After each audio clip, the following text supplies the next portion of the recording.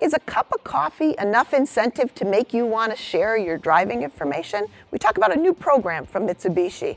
We also talk about our new Nissan Kicks here at the track and take audience questions next on Talking Cars.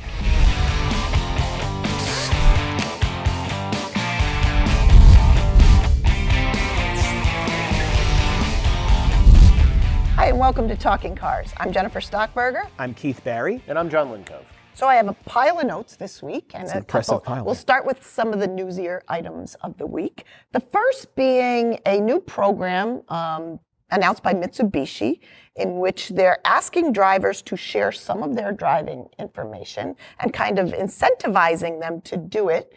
Keith, you want to give us a little more context? Sure. So it's kind of like those, like the progressive snapshot where you plug something into your car, it tracks how you drive, and it gives you discounts on your insurance. This one works a little differently. It looks at information from your smartphone, its accelerometer data to see about starts and stops and if you're going over the speed limit. And it not only gives you discounts on your insurance, but it also will give you badges that you can use to turn in for things like free oil changes and free cups of coffee. So it's trying to incentivize you to be a better driver, to be a lower insurance risk, and it's trying to do that with kind of goodies other than just a lower insurance premium. Right, and that's the difference. That's the difference, It's yeah. the goodies, right? And it's only available on Mitsubishi cars. Yep, and it's, but yeah, what do you think of this? So the idea of this use-based insurance rate is, like you say, not new. Progressive's been doing it. I think State Farm has a program. To me, it's a little bit scary. And the invasion of privacy. Yeah. And giving out too much data. Yeah. I mean, Consumer Reports is extremely concerned about the infringement on consumer data and having people actually give away too much without knowing where it's going.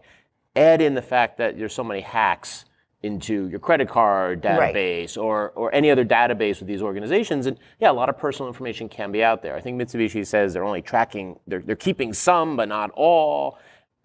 It's all very amorphous at this point. Get your badge, trade it for your S&H green stamps, trade it for your, yeah, it's. Is it worth it really? I mean, here's the big thing. Is it worth it to people to get whatever kind of bonus? If they're a good driver. Well, if they're a good driver, they're penalized if they're a bad driver. But is it worth it to give up that personal information for a cup of coffee? And is it going to Mitsubishi and getting that like Keurig drop-in coffee with some powdered, creamer? Like that would be horrible. And maybe a free donut. Maybe a free donut from the rest of the day. At the same time, the game thing is here. I mean, I use a biking program called Zwift, and the whole thing is like, if you ride this many miles and climb this many feet, you get a Trek Madone, and then if you ride this many miles, you get the magical bike and the bigger wheels from Zip. It's the way things are nowadays. Right. But it's not for me an incentive to go and give up a lot of information. Yeah, I think it is if you're a good, steady driver that adheres to speed limits and does that. There probably is, beyond the badges, beyond the cup of coffee, the potential for you to have a better insurance rate. And I think there's, the reason the incentives is the more people that do that, maybe we all get better driving-based adjusted insurance rather than based on things like our credit scores, which may not have anything to do with our driving. So that's why I say driver-based is not new, but the incentivizing is a bit. But is it tracking you? And you're going to have to give me more than a cup of coffee to get me. I mean, if they took 20% off my lease, yeah, maybe I would consider that. And we use programs like this at the grocery store, all the time, rewards programs. But again, like you said, it's going to have to really give me a benefit for me to want to use. It'll be interesting to see a free brown banana, maybe. How well it's used, et cetera. Yep. So again, I think it would be helpful if you're a steady, good driver. Like you, Jen. Like me, yes. So the other kind of a sad topic we talk about pretty much every summer is this tragedy of children passing in hot cars because of heat stroke, hyperthermia issues. As we're preparing content around heat stroke awareness, which is coming up in a couple of weeks, we were getting some content together, and in just last week alone, there was 3 more kids that this happened to. Kids who died. Kids who died, right. And it's, one of them was playing in the car. It wasn't that they were left by their parents. I feel like this is a super near and dear to my heart, and I've shared this story, certainly, John, maybe I haven't shared it with you, Keith, but this almost happened to us. When my now 14-year-old son was an infant, I was traveling for work And my husband was doing the process of dropping him at daycare, which was normally my job. And he got, 7 to 10 miles past the daycare. He was kind of in that auto mode of, you get your coffee, you go to work, and if Griffin hadn't kind of squawked or squeaked in the back of the car, he says, and he encourages me to share this story with people, he's not sure he would have remembered to bring him to daycare. So from then on, we did some extra things, and I would appeal to people, if you're changing your routine, particularly, we had daycare, if Griffin didn't get dropped off, they were to call one of us and say, where is he? If Jack was doing the drop-off and I was traveling, I called the daycare and said, did he get there? You can leave your briefcase or something you need in the back seat. You can put something the baby needs in the front seat. Right. All of these things to remind you. And, it can happen to anybody. It tends to make people very polarized. Like, how could you possibly leave your child in the car? It can happen. But, in that way, I was in a not similar situation, but had the children, had the one child who was the infant, had the two children together, and I had a very solid routine. And like you said, particularly the people who get angry, like, no, you're a bad parent because you forgot them. The one day you go to the dentist out of your normal routine. Right. I often would drive by the dentist's office to go to this other place because we would always go to the gym this direction. Something a little safer. So I'm going down the road, and I get into the mode of I'm going to the rock gym or I'm going to the gymnastics where the kids are, and I blow right by the dentist and go, I got to make the U-turn. Right. Because you're in a mode. You get into these patterns. I did this when I took a vacation this week. I got on the highway like I was going to work, and I had to swing around. And those people who say, I'd never do that, think about all the times that you have made a little mistake with no consequences. It's not the consequences that make you not make the mistake. It's just the way the human brain works. Yep. It's a scary thing. Particularly in the morning, or in the evening after day. It's not going to happen the same way in the evening. Probably leaving in the car at night, but in the morning you're just on autopilot. Yeah, and so use the tricks. There is some legislation. Yeah, there is. It's called the Hot Cars Act, and this would make automakers have to put some sort of warning device in a vehicle that would sort of remind the driver to check the back seat, and it also could be for even for a pet in the back seat. Right. There are cars now that say "Remember your cell phone," and you were telling me, and I've driven a couple of cars that have who makes those the ones that have the reminders already? So General Motors has one called the rear seat reminder, and it's really kind of simple logic. If you open and close the rear door within within like 10 minutes of your beginning your trip, when you end that trip and you key off, it says, make sure you look in the back. Yep. Nissan has a version. Hyundai's coming out with a new version. So they've already begun to do it. This Hot Cars Act would simply say they have to do it. Well, and like you said, Volkswagen reminds you of your cell phone. And it has nothing to do with, it's not a sensor there, it's not a sensor in the seat. It's very simple to have a warning that will pop up. And just say, make sure no one's left in the car. If you could do it for something as important as a cell phone, it could certainly be done for a child. Yeah. And then, but it can happen, Unfortunately, it does happen. And it does happen. So, again, summer brings it out. Little lighter, we'll get out of that. Little lighter is we do have, so new at the track, is we just took delivery of our own Nissan Kicks. This is the latest and greatest in this kind of series of what I call subcompact SUVs, these pretty small SUV-like vehicles. The Kicks, like the EcoSport. Like the EcoSport, the HRV. The Trax, HRV. CHR. Right, that whole group. Kona, we just had the Kona. So this is a 1.6-liter 4 CVT. We paid about $21,000. We all, I think, did you get a chance to be in? Yeah, I did. So impressions, John? So I think the Hyundai Kona I personally feel it's a little more of a full vehicle, a little more mature vehicle. Toyota CHR is definitely like the Kicks in that they're both front-wheel drive only. Right, and I think that's important. Right. So it looks like an SUV, but it's not all-wheel drive. Right, and I think people need to realize that, because I think you would make that assumption looking at those cars. You would. Like the CHR. This one definitely looks SUV-ish, and one of the things Nissan said when we were at the LA Auto Show when they introduced it is that it's kind of for the Sentra driver who doesn't need all-wheel drive, but wants now to sit up higher. It's that move away from sedans towards an SUV. What's interesting is that, this is based on the Kicks is based on the Nissan Versa / Versa Note / Juke, its predecessor platform. Not something as advanced as a Sentra, but it's a nicer vehicle than a Sentra. I would get into this any day versus a Sentra sedan. I found the handling was good. I like the interior. It was very straightforward. The look is very inoffensive. Some funky interior, you could tell that they were trying to make it interesting without spending a lot of money, and I appreciate that when you put some effort into it. I did find the suspension to be a bit harsh. You had a good word for it. Choppy.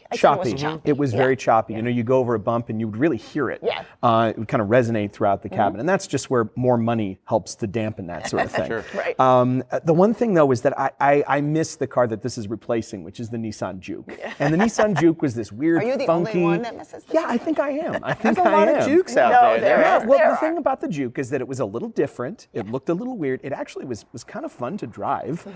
It was up there with, I agree with you, with the Kona. The Kona is, I think, definitely more fun to drive than this, and I think the Juke was too.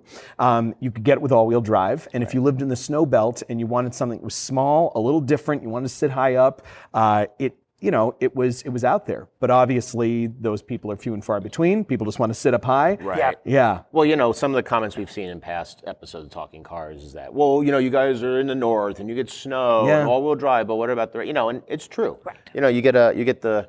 If you want to think of the U.S. with the smile, the smile corners of the upper Pacific Northwest and New England, but at the bottom of the smile, a lot of people don't need that. You see a lot of rear-wheel drive trucks sold. You see a lot of front-wheel drive SUVs sold. So it could appeal to people down, in that area. If you're up north and you live with a front-wheel drive car, snow tires. Yeah. Right, for sure. Yeah, you don't need all-wheel drive in order to. It just is one of those things that if that's the reason why you're buying, and that's something that we hear up in the Northeast a lot. Oh, I got to get rid of my sedan and get an SUV because of the winter. Yep. This isn't going to be that different. Right.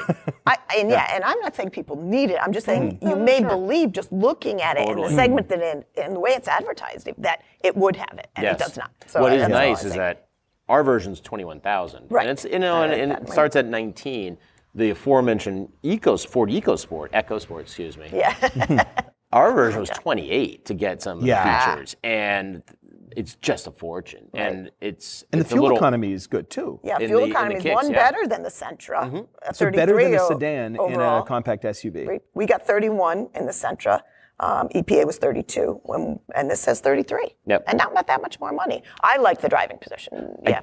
I think that it's being a little higher up. Some early comments is that the engine needs to really be kind of almost flogged in some spots, that merging on the highway. Yeah. And if you do a transition to a hill, so you're kind of slowing down to make a left turn up a hill, you have to mat the pedal, so to speak. Right. You have to put it down to the floor. These are not a powerful segment by any means. Yeah. I did say, Keith and I were talking this morning though, I did say that the CVT in this case masks some of that. We've talked about this before, how a CVT can mask some of that lack of power by not giving you that big jump downshift. With the downshift, yeah. Right, so I did like that a little, and I had it on the highway and et cetera, and I was doing merging. Yep. I felt a little more confident with this than with some of the others. Yeah. In doing those type of maneuvers. So overall verdict is... And I like the name. I think it's kind of fun, the Kicks.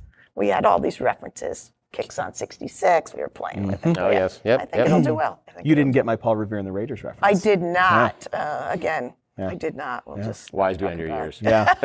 Or experience, at least. Or bad taste in music, I don't know. Yeah. There's a lot going around. There's a lot going on. So we have a series of audience questions we're going to transition to. The first is a video question. Take a look. Hello, Talking Cars. This is Grant from Washington, D.C., and I have a question for your panel. I recently bought a 2017 Hyundai Elantra Sport Turbo with a DCT transmission. I recently discovered that the clutch pack is not replaceable. So outside of the 10,000-mile warranty, if the clutch fails, the entire transmission will have to be replaced at over $6,000, not including labor cost. Knowing that a heavily wear part is in the transmission that is not replaceable, would your panel still recommend any Hyundai with a DCT transmission? Thank you. So this video brings to light kind of this idea of wearable parts, like a clutch pack, being not parts that you wear. Not parts that you wear. Not parts that wear parts. out. Yes. Parts that wear, integrated into larger, more expensive parts like at the transmission. So John, I think you did some digging. Yeah, so I took a look with some coworkers. We looked into some data on it, and this part is actually available. The clutch pack that the gentleman is asking about, it's a replaceable part. It's about $750 available. You can actually find it on some Hyundai part websites, not affiliated with the manufacturer, but for even less. Yep. And it's about $700 or so to replace it. I also reached out. So you can get to it. Well, you can get to it. And I reached out to Hyundai to double check. And what they told me is that it is part of their 10-year, 100,000-mile warranty. Oh, that's good. So it's, let's see, the quote was, the DCT, the dual clutch transmission, is 10-100, part of the warranty, if it fails mechanically to the original owner. That's Hyundai's warranty. They have a great 10-year, 100,000-mile warranty, but as the original owner. Yes, I think that's important. And it's a wearable part that's included in a warranty, So which it's is not always. Yeah. Well, it doesn't wear the same as a clutch for a manual transmission. Yeah. Those linings are not covered. Those are true wearable part. But this is a serviceable part. It's treated like any other transmission. They say the clutches are replaceable. So I'm not sure where he got his information that they're not. You don't have to replace Well, they're the not. transmission. Well, A, that they're not replaceable, Okay. and that B, the transmission has to be dropped. And he was saying about 6,000, which is true. The transmission itself is 4,000 roughly. The labor is about 2. But a lot of these clutch packs are replaceable, and the Hyundai one is no different. Okay, so that's good and hopefully helpful. Yes. Hopefully helpful. I need glasses for this next one. After reading Mike Monticello's article about advanced safety features missing from trucks, since many are more than a decade old, does CR think it's time safety features be mandated to cars and trucks on the road rather than mandate the technology on new cars and waiting for them to trickle down That to is the small used print. market? It is very small print. Yeah, so this idea of safety features and mandate. Any thoughts? So it would be retroactively saying that in my 1998 town car that they're going to put on automatic emergency braking, and it's an interesting idea, and it may make things safer, but some of these cars, it would be very difficult to wire this into systems. It would basically involve taking a certain whole class of cars off the road. Even aligning the sensors properly would be, how do you know that it was installed properly? It would be a really, really, really expensive, even if it were possible. Right. Yeah. And I think you've touched on something, the newest safety features that we talk about all of the time, automatic emergency braking, forward collision warning. We're talking about radar or LiDAR and cameras. Yep. These are not things that are in those other cars, nor can they be readily added. Yep, and some of the trucks, there are safety features that could be added to the trucks, and that was part It's of different Mike's with story. trucks, And yeah. It's different because they're a little more standard. And they're bigger. There's just more room for There's it. more Yeah. room. One of the things interesting, you'll see these safety features will be available up to a certain model. And it tends to be the high performance model. And they have such a different grille, bumper, front fascia, kind of is the industry jargon, if you will, that they just can't fit it there. Right. They can't fit it, let alone the electrical and the hookups to the computer brain, and to the CAN bus, to the CAN bus. Yeah, and the next thing, and maybe I'm stealing what you're going to say, is it's hard enough to get legislation to mandate something going forward. It took ABS, took backup cameras a number of years to finally be standard Until and mandated. now. Until now, right? To get something to go back 5, 10, 15 years, what's the cutoff? So it's low-hanging fruit in a sense. You're getting new cars at least, and they're trickling down versus nothing. Right. And I would add to your point that mandate may not be the only way. Certainly, if consumers are asking for them, that's a way. Right. We tend to do that as third-party raters ourselves and others like the Insurance Institute. If we start saying, hey, this is a better car because it has that feature, and we award points for that, things like automatic emergency braking and forward collision warning, that helps drive the market. So there's other tools, I guess I'm saying, around outside of mandating that they'd be required. And eventually these cars are going to be off the road, the cars that don't have some of these features. Yeah. It's going to be years. It's going to be many years. Yep.